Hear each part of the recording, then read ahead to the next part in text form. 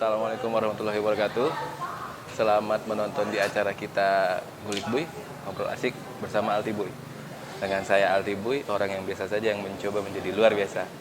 Kali ini kita ngobrol sama vokalis reggae. Untuk setabat termasuk besar soalnya, Stama Ika. Ya kan Bang? Bang, aku manggil Abang apa Mas nih Bang?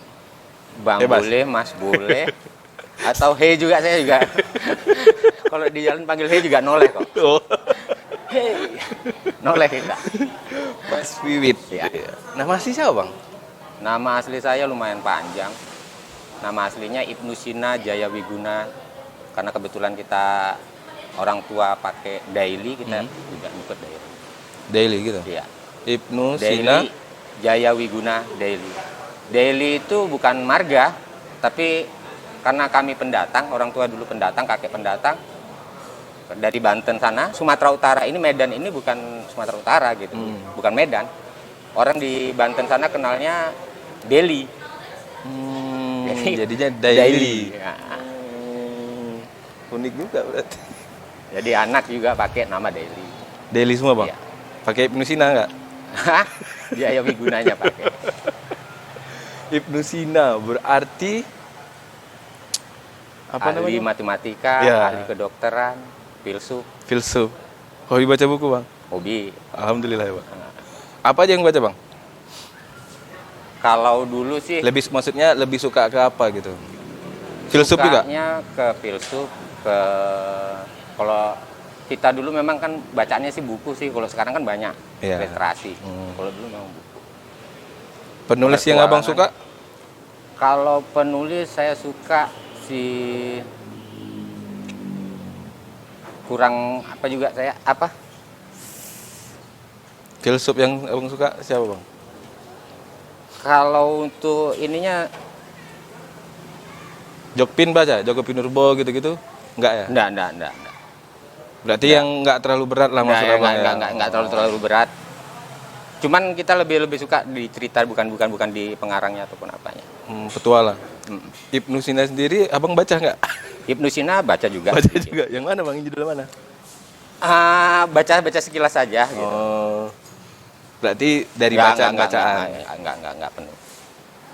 Tapi tahu ya Bang ya? Tahu. Dia ahli Matematika. Jadi guys, di sini kita mau ngobrol ya tentang musik, iya, tentang pajak tembung, iya. Kita mau ngobrol dari profil dulu sedikit nih. Berarti Abang kelahiran Stabat. Kelahiran di Stabat. Stabat. Anak berapa Bang? Anak keempat dari anak bersaudara. Lumayan ya Bang. Lumayan. Stama Ika itu Bang, dari awal terbentuk memang Abang udah dari situ? Iya. Tahun berapa Bang? Di 2005 ke 2006 begitu saya selesai dari Jogja. Jadi sebelumnya saya bersama teman-teman dulu masih masa-masa SMA, SMP ada buat grup band. Tapi alirannya masih biasa gitu, masih pop rock gitu. Nah, saya lanjut kuliah di Jogja. Di Jogja inilah saya ada banyak wawasan tentang musik, banyak bergaul dan bergabung di Arwaga Reggae Band. Satu band reggae Mapala kepencintaan alaman di Jogja sana. Nah, begitu saya balik melihat kok masih warnanya masih begini saja, coba memberi warna di Langkat ini dengan Stamaika. Stamaika itu Stabat Jamaika. Aku tadi nebak ke situ. Stama Ika salah. Berarti Stabat Jamaika. Stabat Jamaika.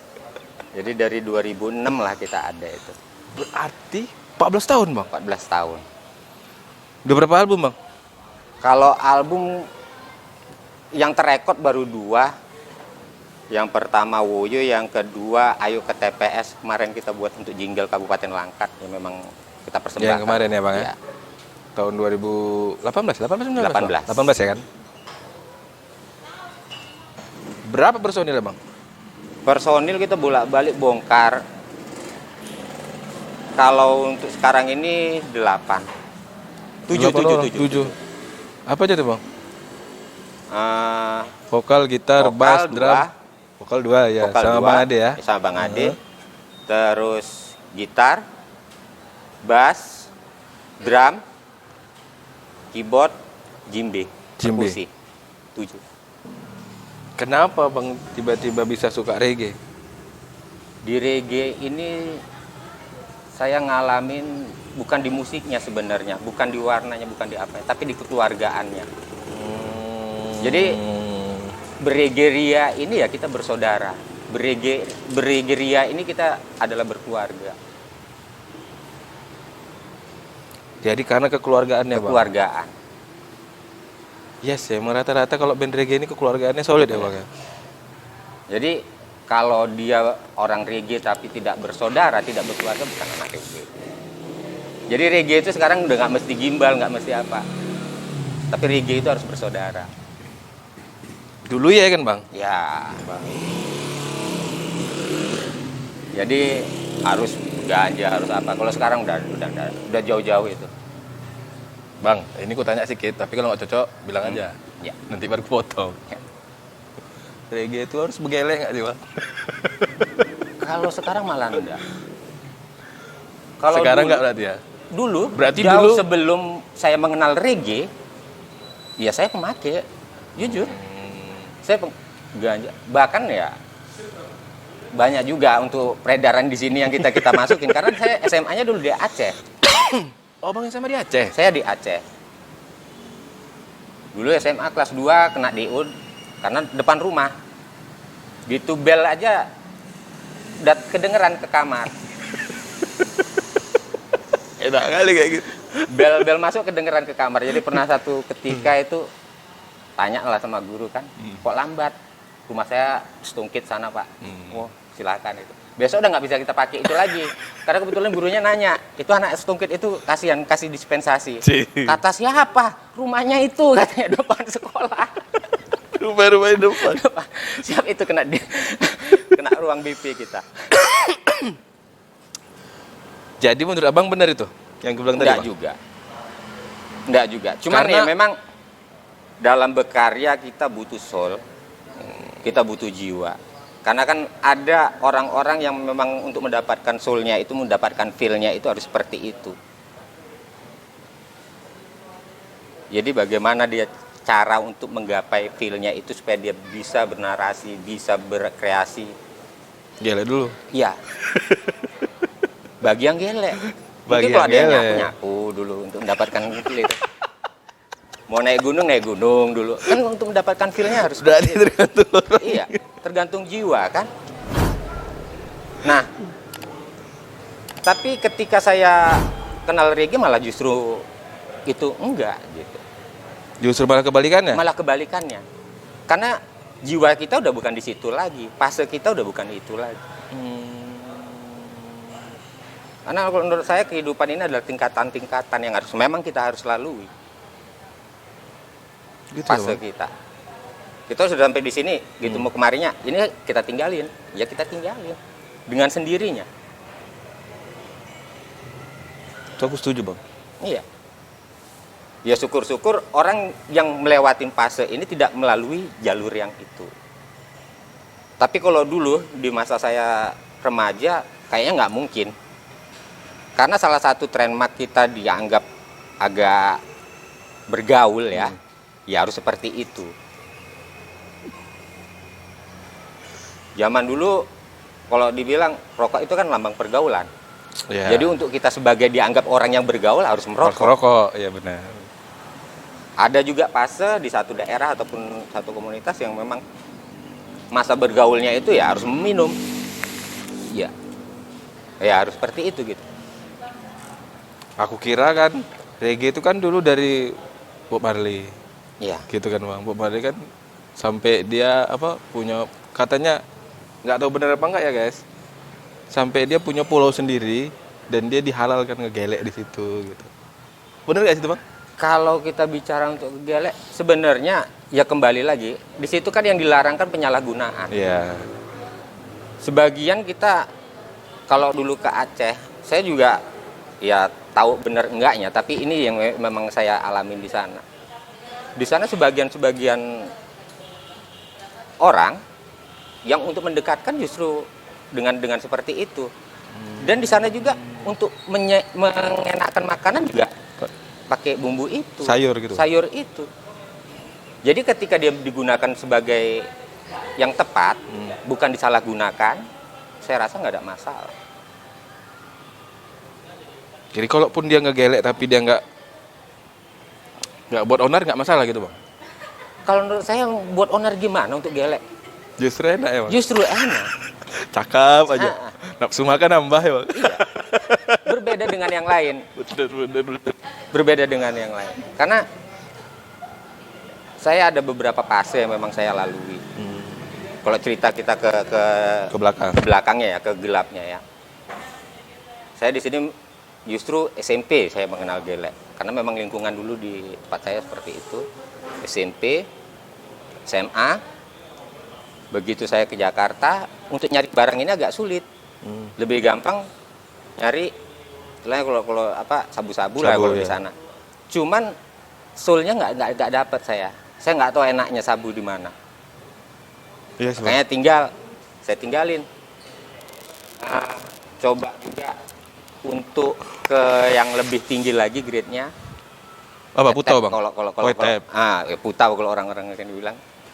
Cuman di situ ya memang sangat, kalau bilang ya kenikmatan paling sejati itu sebenarnya.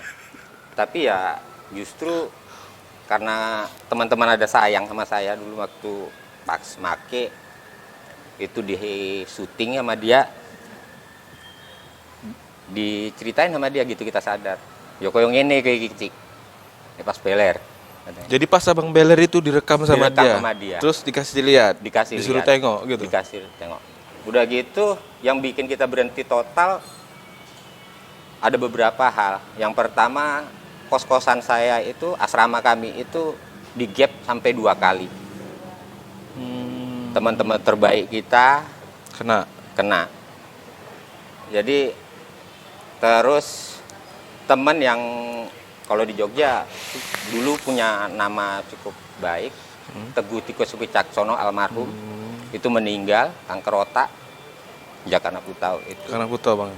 Terus ada yang agak gerot sedikit, sebuah sel. Nah, karena kebetulan saya juga lari ke Jogja, itu lari saya bilang. Karena orang tua taunya di Jakarta.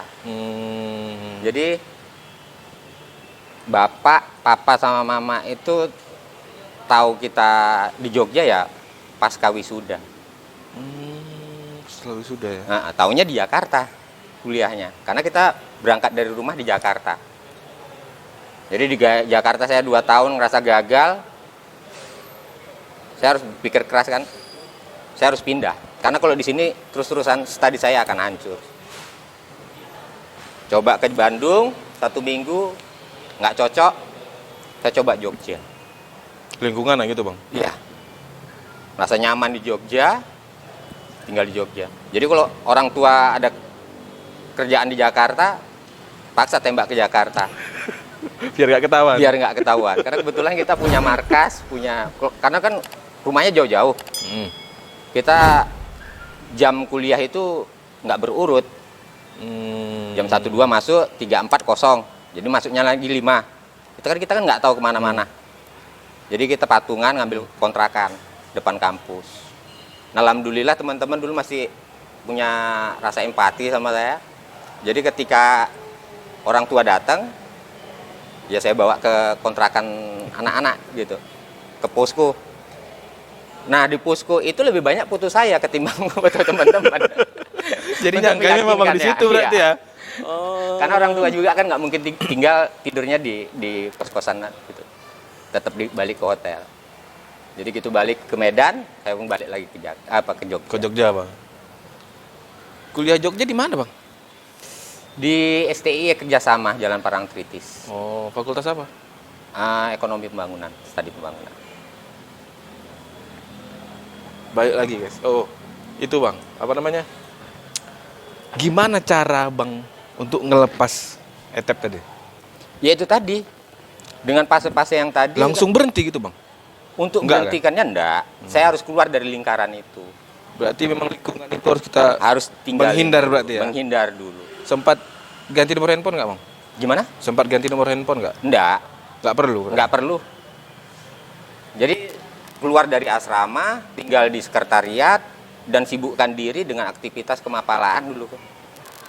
Kebetulan di organisasi kepecintaan alam Arwaga itu saya pegang satu divisi, rock climbing.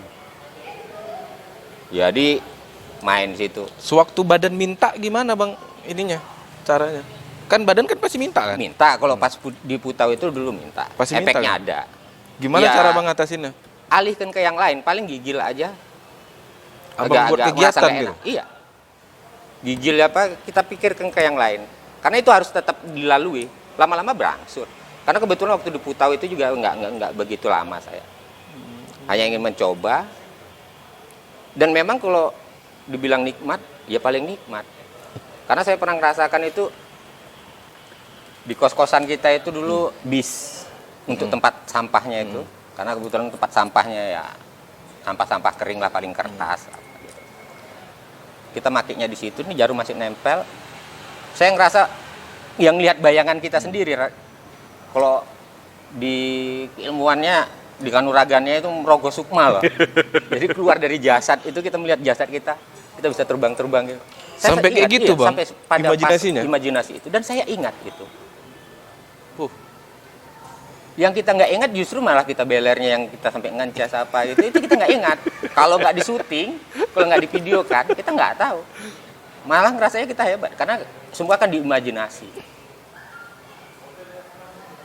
Jadi begitu badan minta buat aktivitas ya bang? Pertama kan gigil, alihkan dulu. Jangan sampai dia merasa minta. Gitu. Karena itu pasti terjadi bang? Pasti terjadi. Cuman tahapannya nanti kan ada siklusnya semakin Berangsur-angsur dia gitu? Lama-lama hilang? Hilang. Dan ketika kita kembali, ya kalau untuk dulu, untuk make misalnya kan, untuk ganja, saya masih sanggup buatin. Tapi untuk make enggak.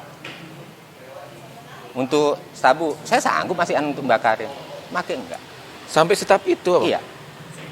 Keren Untuk loh, ngikatin, nyuntik, tarik ulur ke teman itu, saya masih sanggup. Tapi untuk make tidak. susah itu loh bang. Iya. Sekarang kan kita kan kok udah langsung di depan mata kan mau terpancing loh. Karena Ya kita kan? udah bukan di fase itu lagi. Kita sudah berada di fase yang lain. Nah, bagaimana kita menularkan ke teman-teman untuk segera melewati fase itu? Karena ketika kita masih di fase itu, mau direhab, mau dibagaimanain juga akan tetap kembali. Karena kita masih di fase itu. Nah, untuk keluarnya bagaimana? Keluarin dulu dari fase itu. Harus dilewati. Harus dilewati. Lewatkan itu. Teman-teman yang masih make tetap abang kawan nih. Tetap. Tapi keren loh bang. Abang udah berhadapan langsung, masih bisa ini ya. Iya. Berarti di mindset otak abang udah abang tanamkan duluan gitu. Apa gimana bang? Iya, memang fasenya udah nggak seperti itu lagi. Aku udah nggak zaman lagi di sini gitu. Iya. Ya, Bang? Makanya ketika memang ada misalnya buat penyuluhan, karena yang ditunjukkan itu fase-fase orang yang berhasil melalui itu dan sukses. Coba Abang berhasil ya, kan? yang nggak berhasilnya itu yang ditampilin. Yang dia nggak usah ngomong, kadang kan untuk penyuluhan narkobanya ya. Saya dulu pemakai, sekarang saya jadi pengusaha ini melewati fase yang seperti ini begini. Orang akan mencoba dulu memasuki fase itu. Syukur-syukur dia bisa keluar dan mengikuti jejak pembicara tadi. Kalau tidak, Kalau nggak keluar? Jadi jangan coba mengajak orang dulu untuk memasuki fase itu. Kalau bisa hindari fase ini, lompati. Contohnya, ya nggak usah kita ambil pembicara, kasih aja contoh yang cukup diem aja, tapi yang beler bener ya, Bener, yang memang error. Dia nggak cukup ngomong apa, cukup gini aja. Dudukan aja situ, Bang, ya. Ini dulu pemakai, sekarang sampai seperti ini hasilnya. Jadi orang nggak akan mencoba untuk Jadi orang takut nengok Iya. dia, aku nggak mungkin jadi kayak dia gitu ya bang. Karena saya juga apanya kan kembali lagi melewati fase itu, melompatnya, keluarnya itu, saya berpikir kau di sini orang tuamu nggak tahu. mau masuk yang mana kau? Mau masuk yang gila kah? Tadi seperti kawan Kebonca, mau masukkah yang penjara atau mau yang mati kah? Yang mati. Tiga-tiganya nggak ada yang bagus loh. Iya. Bang. Jadi harus keluar saya dari fase ini. Harus lompat. Yaitu menghindari lingkungan itu dulu.